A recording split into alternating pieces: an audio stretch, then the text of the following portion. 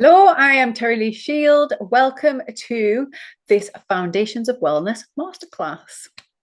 I'm going to cover a bit of a kind of broad overview of what I've discovered is kind of the foundations of a wellness lifestyle. Especially, I'm talking in relation to going through a recovery process and then maintaining good health and well-being after that. You might have come in here if you'd never met me before. Maybe you were invited in through a link. Perhaps you have done the Healing Fibromyalgia course, or you've come over from YouTube. Thank you so much for being here. You're very welcome. I have prepared what I'm going to talk about. I'm going to go over some simple foundations. If you want to dive into this, if it's really resonating with you, if you've got a process that you need to go through, do you want to kind of recapture your health, maybe you've had chronic conditions or a crisis event, maybe you're choosing to go recover from addiction, or you're going through a grief process.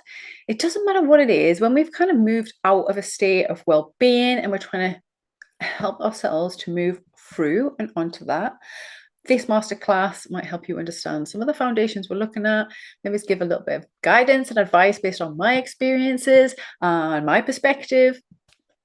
I'm coming from a natural healing perspective, and I'm also coming from a holistic recovery perspective. I don't see the aspects of our life as separate things. I think we're like complex beings and we have our own ecosystem that needs to thrive. So just to start, I want to begin by talking about what is healing, what is recovery, and what is wellness. Healing is a process of mending something. So if we've been wounded, if we've gone through, and this can be physically, mentally, emotionally, spiritually, something's hurt us and we want to fix it, mend it, allow it to go through a process to literally heal. A healing process can be slightly different to recovery, because recovery is, I like to see it as like we're recovering ourselves. Sometimes things happen and it shifts us really out of alignment, or we might have followed a path and it steered us right out of our alignment. We might go through a significant life change, a circumstance change. We forget who we are, like we lose touch with who we are. And to me, a recovery process is literally recovering ourselves. So it's like building a relationship with ourselves, finding out what we like, what we want, what we need, and then creating a lifestyle that works to serve that. So sometimes we need to heal and recover at the same time. Sometimes we just need to heal. We already know who we are. We already have that relationship ourselves. We already know what we need to stay well. We just need to heal something that was hurt or harmed in us, in our lives, on us, around us, all that. Sometimes we don't need to heal. We weren't wounded. We just realize there's been a big shift. There's been a big change. And often I think of recovery as a bit like where you go, oh, that happened. What do I do now? This happened. What does it mean for me now? Who am I now without this? Or who am I now because of that? That's kind of a recovery process. And then wellness is just being well, healthy, feeling in alignment, enjoying your body, your mind is working for you, your energy seems pretty balanced, and you feel good. Life might not be perfect, but you feel you can cope with it, you can manage with it, it's working for you. You can cope. That to me is wellness, when you feel kind of full of life, or able to be full of life when life allows. You feel like you can manage life. You feel like potentially you're even thriving. You're on a stepping stones at least towards thriving if you're not. And yeah, you feel good in yourself. That to me is wellness. Health is part of wellness. So it's very often difficult to feel fully well if our health is not working for us. So sometimes health and wellness go together. Health to me is it's a bit more physical. I mean, we talk about mental health as well, isn't it? It's do we have that life force? Do we have that vitality? But wellness is a bit more holistic, I think. Wellness is kind of about not just physically or mentally, it's like emotionally, spiritually, in our relationships, in our environments, like everything's coming together and we're good. Oh well. That's wellness. So I just wanted to frame that perspective so we're all on the same page as we're going through the class. At Love School, and generally in the way I approach healing and recovery, they're kind of like three main pillars, foundations of wellness. And they are to take control of what we can. So consciously create, consciously address, consciously work towards a solution or a life that we want, that's aligned, that works for us. Understand why that's not happening. So rather than judging, again, fixing the past or anything like that, but just know why weren't we able to do that? Because that's really useful information moving forward. And there might be some wounds there we need to heal. This is where sometimes healing and recovery comes from, because we might be trying to find ourselves and realize the reason we got lost was because we got pretty wounded and we didn't address it. So understanding why we were how we were, or are how we are, or how we got the situation we did. This is an aspect of this I talk about quite a lot. It's called like shadow work. So this is looking at what we're not conscious of, what we're not aware of, digging around into all of that stuff that we've not been paying attention to, bringing it into our awareness. Because when we bring it into our awareness, we can look at it, we can see it for what it is, and then we've got choice. We can either choose to accept it, we can carry on with it, or we can change it. And that's kind of how the life design and shadow work together, because if we're choosing to change it, then we might have to create some strategy around that. We might want to consider how we're going to change it. We might be a challenge for us. We might have to learn new skills or adjust our lifestyle or whatever it is. With a change often comes, we're human with a bit of resistance. That's why we ended up, not doing the things that are good for us in the first place. And the third pillar is kind of just a surrendering and acceptance of the fact that we are human. We're not perfect. We have ebbs and flows in life. And it's kind of like the surrender to our true nature, that we are animals, right? We're like mammals that are dressed very smartly, doing very clever things, very fancy things that we all built for each other. But at our core, we have primal needs. We are animals. We are creatures of the earth.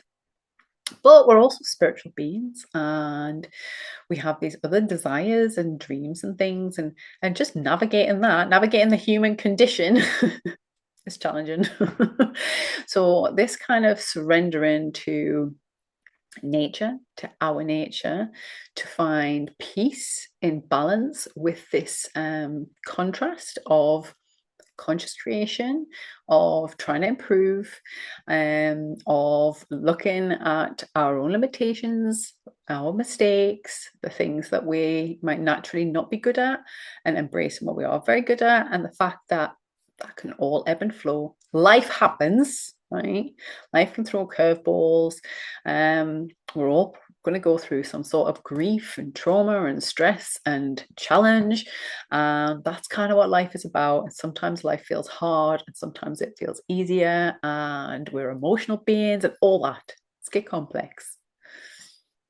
So those are like the three foundations of wellness.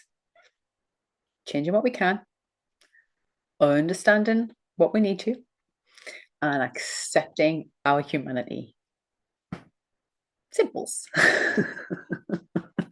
There's often like a lot of entangled things can go along into that, why that might not be the case for us. And I'm kind of going to go over a little bit more in the masterclass about some other perspectives that I found really helpful when considering wellness. But I think even if you just even stop watching now and you take those three pillars, that will start to change your life. That perspective.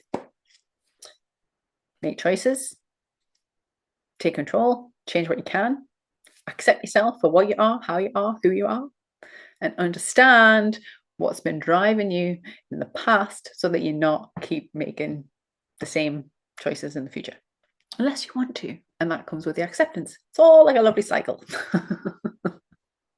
One of the things, because I am inspired by, connected to, found nature to be a massively important part of my healing journey, of this surrender to what we are pillar, is ecosystem mindset, ecosystem thinking when it comes to wellness, especially for healing and recovery. So the way I see it is we're not this like one fixed thing, and you can't just treat the body, because it's all connected. Body, mind, spirit, emotions, our relationships, our environment, they all impact our health and then our wellness, our well-being. Even if we're physically fit and healthy, if we've got really stressful relationships that aren't serving us, that's going to affect, how we're feeling, our body. It might affect our digestion. It might cause us issues with our mental health. We might start getting triggered with our nervous system. Same with like if we're in toxic environments that aren't serving us, that don't support us, that don't suit us. Again, it can start to affect your physical health. If your mental health isn't functioning well, if you don't have a mind system that's supporting you, actually trying to steer you and drive you towards wellness all the time, then your body might suffer, your relationships might suffer, your environment might suffer. So it's all like, and say if we're not fulfilled in our soul, if we're not doing something to fulfill that deeper aspect of ourselves, to honor our emotions, to understand that we're energetic beings as well as just animals, that we have this other aspect of being human that gives us this drive beyond just like food and sleep and sex, then we're generally not as well. So ecosystem mindset, ecosystem thinking, this is why at Love School we talk about holistic recovery, has been really, really beneficial for me. In the Recovery by Design bundle, we kind of cover the tools that you can use for life design, in order to simplify or maybe understand this ecosystem thinking, because it could be a little bit intimidating at times if you think, oh, well, I just wanted to fix my health and now this lasts us on about your relationships and everything. It's not that we force a change in those areas. It's just, I found when I started to pay attention to one area, I realized the ripple effect in many others. So I realized after years of struggling, trying to just fix one thing, like just trying to fix my mental health, that actually there was a lot to be said for my physical health, my relationships, my environments, and my spiritual, emotional well-being. I couldn't just fix one thing. It was all affecting the other. And the more that I improved my mental health, the more I could see the problems in my relationships. Then I was trying to address the problems in my relationships. And then that was changing my environments. And you know what I mean? It just, I couldn't ignore it. It was just the fact that it was all connected. And when I started being strategic about that with the life design, that was when I really started to create a path to my wellness, for my long-term wellness. And there's been ebbs and flows in that, right? There's been significant life events that have knocked me off course and changed my routine at times and all that. It's not about creating a fixed, rigid thing. It's just being aware that just like an ecosystem, like in nature, there's like patterns and cycles and things that affect us that are both within and beyond our control. So in the Recovery by Design bundle, we kind of like explore that, and there's tools in there and things like that with life design that I've learned or I've developed on my healing journey to support this like ecosystem thinking. And the idea of ecosystem thinking is to see the connections. So this can be a little bit to do with the shadow work and the life design. So it's being observant and actually seeing what's going on, paying attention to what's going on, what connects to what. How does what I think affect how I feel, and how does how I feel affect my body, affect even your food? Like, have you ever had something like IBS or something, right? Irritable bowel syndrome. You get a bad tummy. You get stressed, you get a bad tummy, right? What are you getting stressed about? You might be getting stressed about, anxious about thoughts that aren't even happening. So therefore, your thoughts are affecting your emotions, which are then physically affecting your body, causing you to have an uncomfortable digestive moment. So part of the ecosystem thinking is paying attention to the connection. What connects with what? And getting curious about that. What does that mean? How has that kind of affected me in the past? How might that affect me in the future? We're just starting to pay attention to these connections and seeing what is connected with what. Gives us like a lot more information. This is like with the shadow work, the understanding of what we can and what we can't change. So it gives us a choice of what we're accepting and what we are consciously choosing to change. The idea of ecosystem thinking can be a big one. So I have just found small steps is a big deal. Now, in permaculture, I do permaculture design, by the way. That's where that might randomly come from.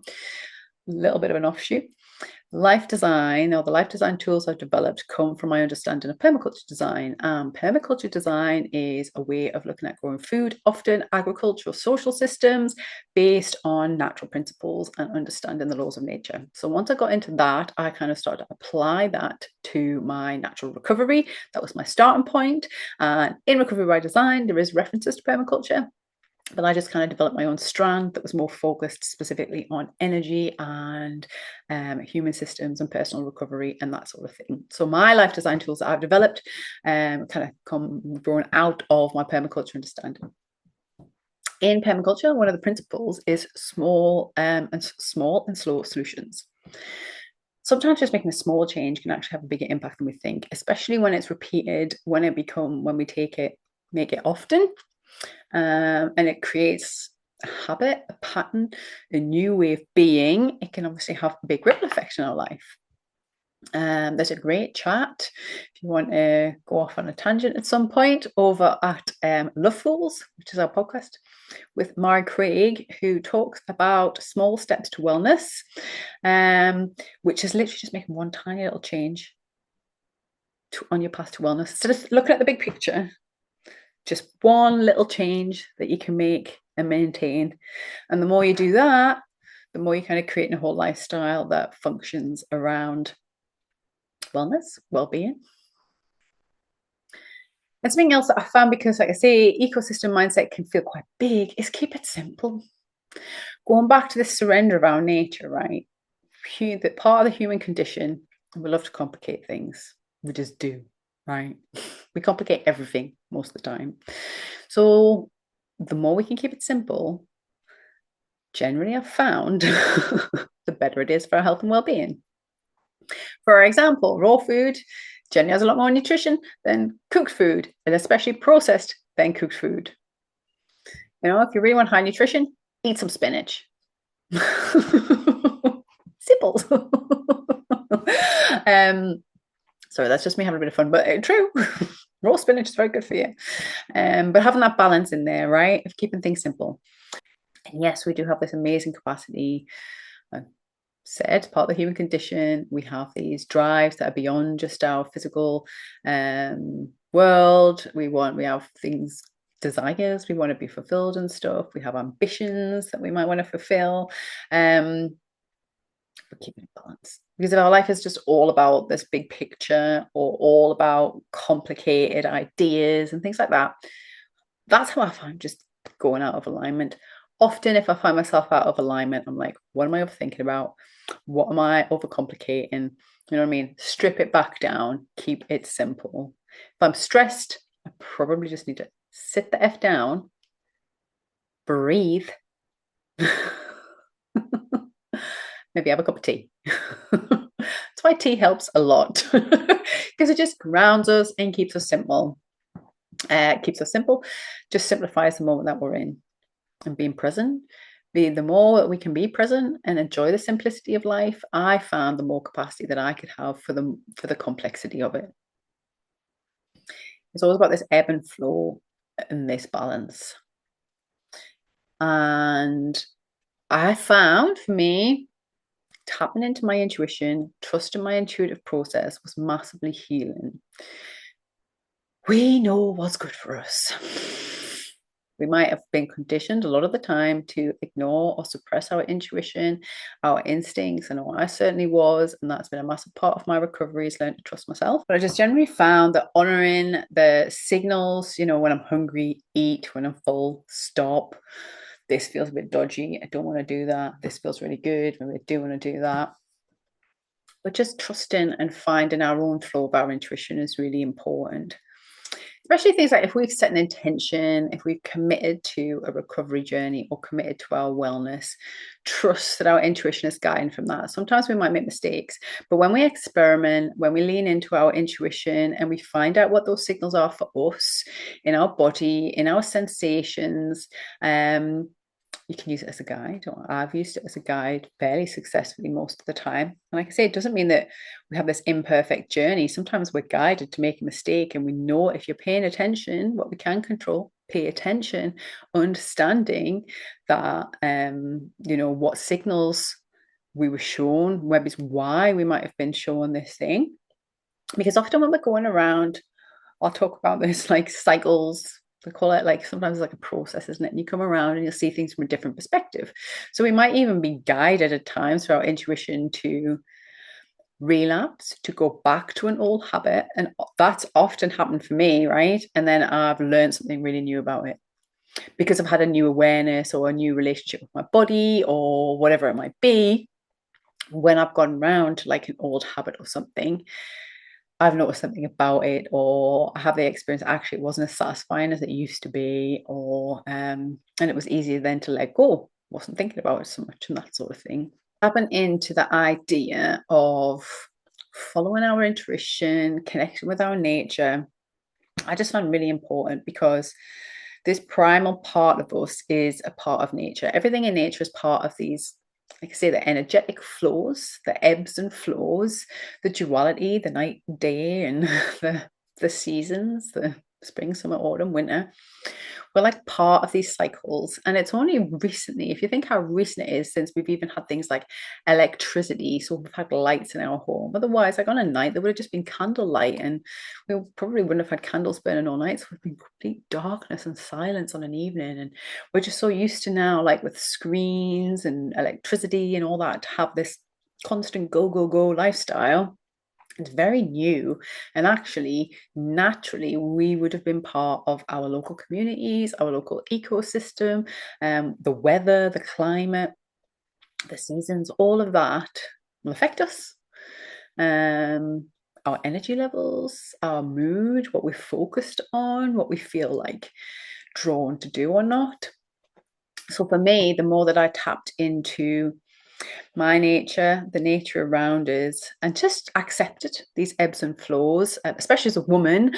Like as a woman, I have a menstrual cycle. My hormones are changing every month. I'm a sensitive, like emotional person, so I have fluctuations in my energy levels and emotions depending on where I am, who I'm with, and all that stuff. Leaning into that, observing it, accepting it, understanding it has just been really helpful. Helping me to navigate that aspect of myself, that changing aspect of myself, and working with the balance of which points in time do I accept myself when I can observe maybe it's a limitation or fear or whatever it might be, and where do I need to work on it? What can I change? What can I try and work towards to benefit my health and well-being without trying to like force something? But you can't like force winter to come in the summer.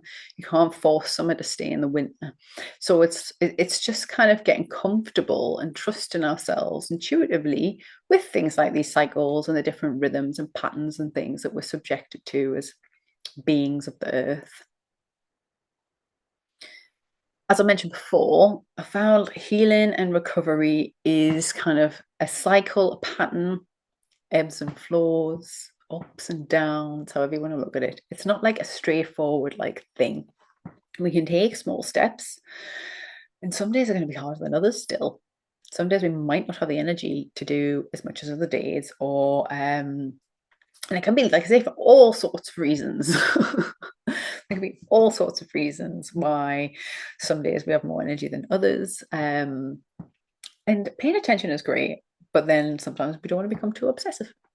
So it's kind of like working with it all as natural beings. Now, I may have overcomplicated things again there. So keep it simple.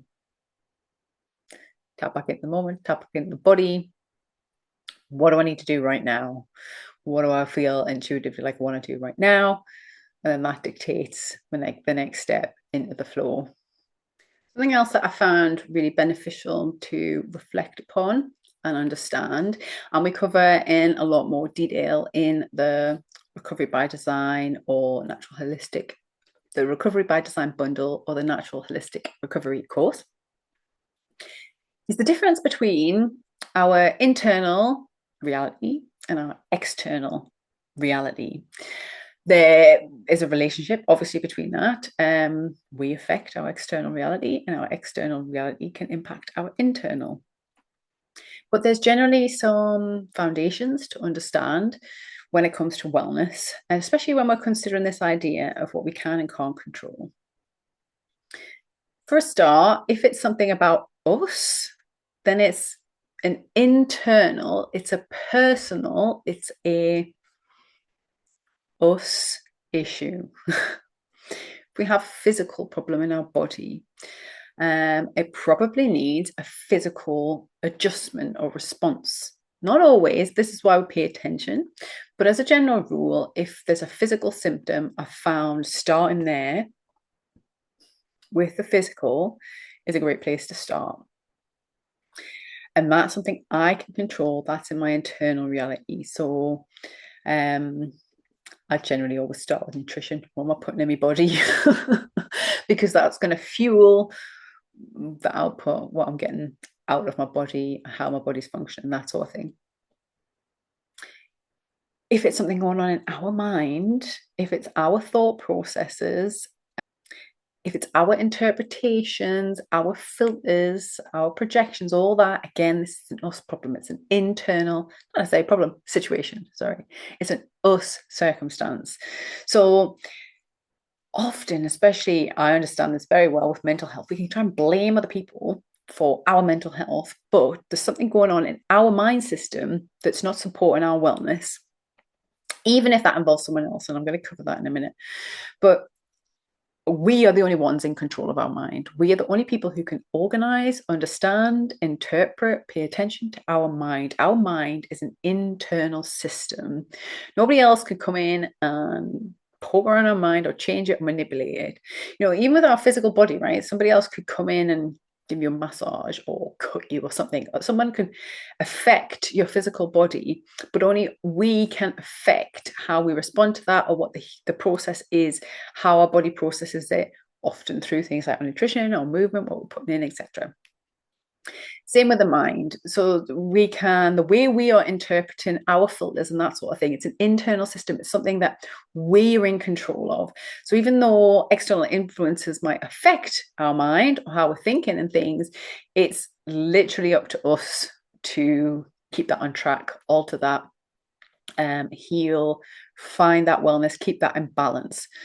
It's very difficult. Nobody else is going to understand how we're thinking. We can try and explain it, we can try and verbalize it, draw it, whatever it might be, write it out. But we are the witness to our mind. And that was something that I really had to kind of get to grips with on my mental health journey, is really understand I'm the only one that understands my mind. And if I don't even understand my mind, that's a problem. So starting there, like with mind health, I've found generally starting with understanding my own mind massively helpful, because I can control that. I can't control the fact that I have a mind. I can't control how my mind's been conditioned, but I can control what I understand about my own mind and then how I condition it moving forward. For example, another internal system is our energy, our spirit, if you like, our vitality, our emotional processing system. I think emotions are energy in motion. I love that phrase. And I think how we process emotions are often based on how stable our energy is. We cover a lot of stuff in the Recovery by Design bundle, but also in building your energetic power. It's a big subject, right? Because yes, we are animals, we have a physical body, we have a physical being, we've got this complex mind, and we're also energy beings. We literally have measurable electromagnetic fields that affect us, that affect how we feel, that help us kind of stay alive, keep our body vital, keep us well. And it's that emotional side of us that like drives these deeper desires, these deeper needs for fulfillment that we'll have that aren't necessarily rational and logical, that can be explained. And that's an internal system. Nobody else can give us our emotions. Nobody else can fix our emotions.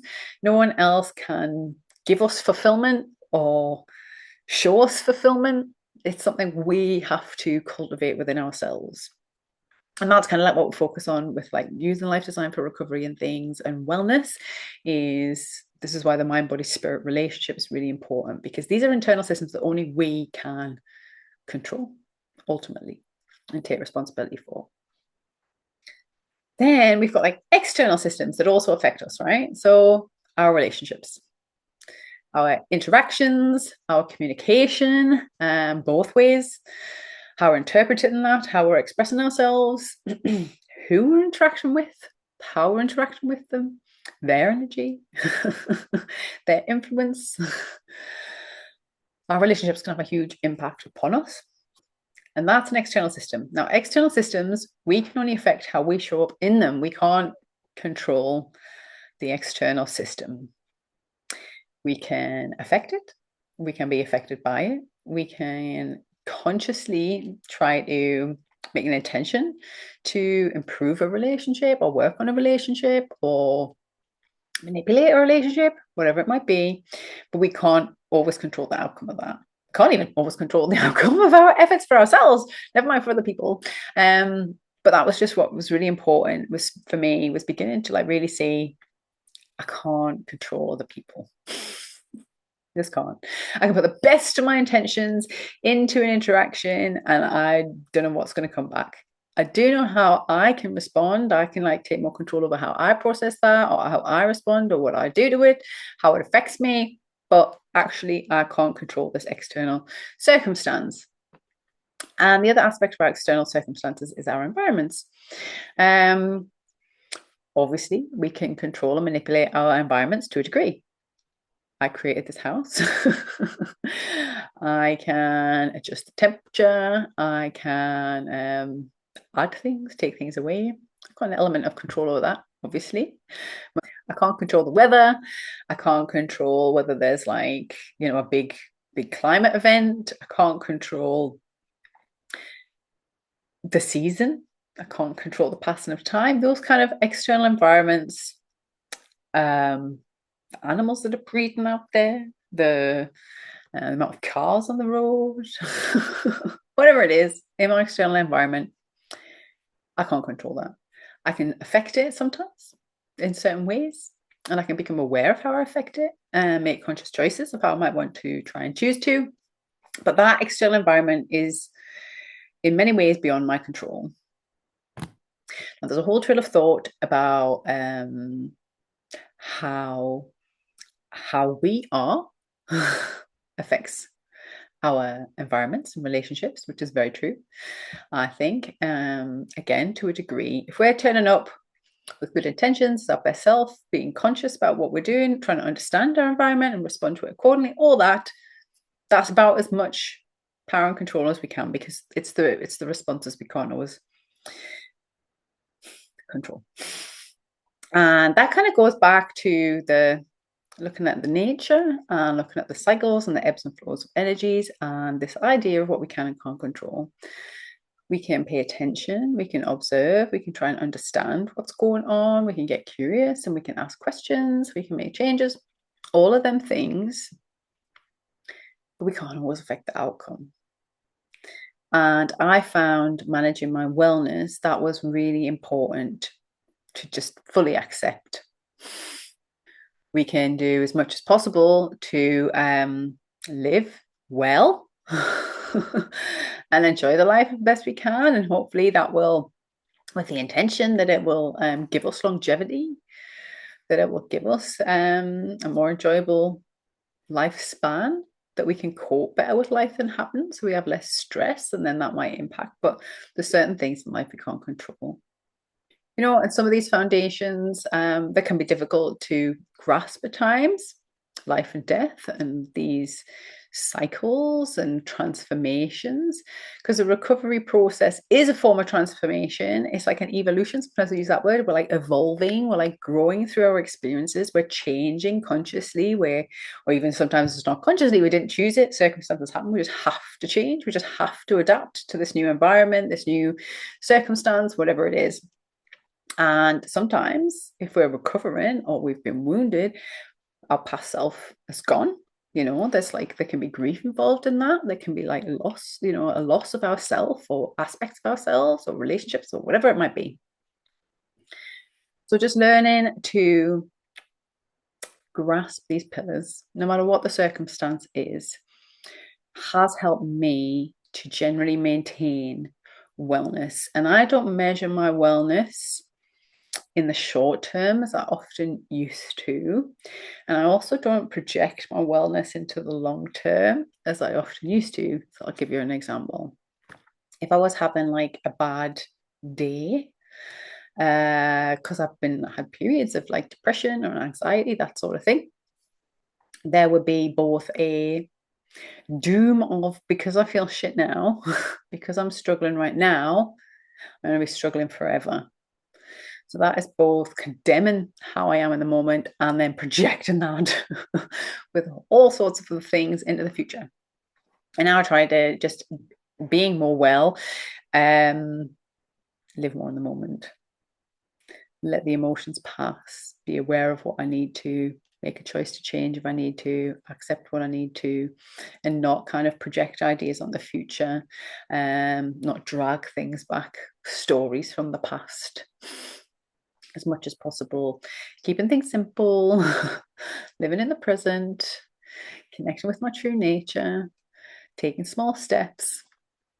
All of this stuff comes together, and ultimately that's how I've created a foundation of wellness for me through a recovery process.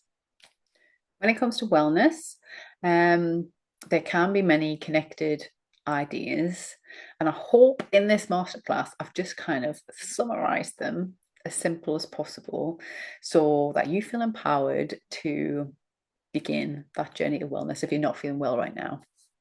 Or maybe you're realizing that you are well right now and you were just projecting the future or holding on to something from the past, and actually right now in this moment you're well.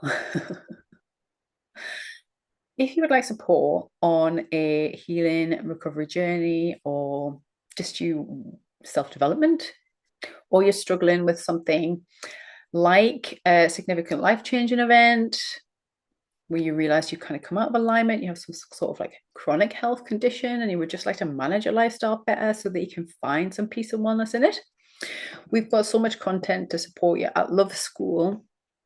We've got our blog. Have a look at the blog. I'll link a couple of blogs into the description for this masterclass that you might find beneficial, just about considering ourselves as an ecosystem and using life design and things. We have a dedicated course. Well, we've got 2 courses you might be interested in. An introduction to life design, which is access to the tools that I've used and developed to, like I say, just kind of consider energy, consider ourselves as a bit more of a complex system, make decisions, create a strategy, design a whole new lifestyle. Those tools are really helpful. They were really helpful for me. And you can access that course. Or there's also recovery, natural holistic recovery, where we look at how you can use those tools to design specifically a natural recovery journey. We've actually got an amazing bundle, which is bringing together all the resources that we have produced at Love School about both natural recovery, ecosystem thinking, and life design. That's a great value bundle. I would really recommend that. And as a thank you for watching this masterclass all the way to the end, there's a special code in the description as well, and you'll save 10% on buying that. But the bundle's a great value anyway, because any new content that we make will go in there. So once you buy, you have lifetime access, and the content just expands as you are. You'd also be very welcome. We've got an entire curriculum here that you can buy the curriculum as a bundle or join as a member. If you would like any more information about any of that, I'll link it all up in the description. If you have any questions about anything I've covered, you can pop the questions on this lesson. You can email me, mail@loveschool.uk. You can send me a message through the internal system at Love School. And we also have a dedicated discussions tab if you just want to generally discuss the idea of life design or recovery or any of the topics that we've brought in. You're very welcome to join into that. Thank you so much for being here. I'll see you in the next masterclass.